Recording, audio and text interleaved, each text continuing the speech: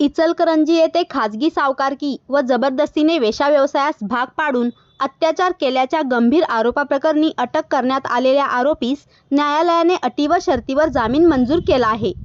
सदर प्रकरणात आरोपी युनुस गौंडी व इतर पीडित महिलेच्या आर्थिक परिस्थितीचा गैरफायदा घेत तिला व्याजाने पैसे दिले होते. त्यानंतर त्या रकमेच्या वसुलीसाठी जबरदस्तीने तिला हॉटेलमध्ये काम करण्यास भाग पाडले. तसेच पैशांच्या वसुलीसाठी तिला जबरदस्तीने वेश्या व्यवसाय करण्यास भाग पाडण्यात आले.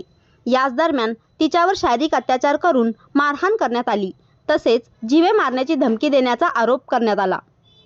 या घटनेप्रकरणी शिवाजीनगर पोलीस ठाणे इचलकरंजी येथे अनैतिक व्यापार प्रतिबंध कायदा, खाजगी सावकारकी प्रतिबंध कायदा तसेच भारतीय न्याय संहिता अंतर्गत विविध कलमान्वये गुन्हा दाखल करण्यात आला होता.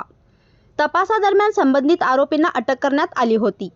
या प्रकरणात आरोपीच्या वतीने इचलकरंजी येथील ॲडव्होकेट शहानवाज राज डी पटेल यांनी न्यायालयात जामिनासाठी अर्ज दाखल केला. त्यांनी न्यायालयात युक्तिवाद करताना आरोपीचा या गुन्ह्यात कोणताही प्रत्यक्ष सहभाग नसल्याचे तसेच तांत्रिक कारणास्तव त्यांना गुन्ह्यात गोवण्यात आल्याचे नमूद केले. कायदेशीर बाबींचा सविस्तर उहापोह करत त्यांनी आरोपीस दिलासा देण्याची मागणी केली. न्यायालयाने दोन्ही बाजूंचा युक्तिवाद ऐकून आरोपीस अटी व शर्तीवर जामीन मंजूर केला आहे. या कामी ॲडव्होकेट शहानवाज राज डी पटेल यांना ॲडव्होकेट ओंकार माने व ॲडव्होकेट सिकंदर मनेर यांचे सहकार्य लाभले.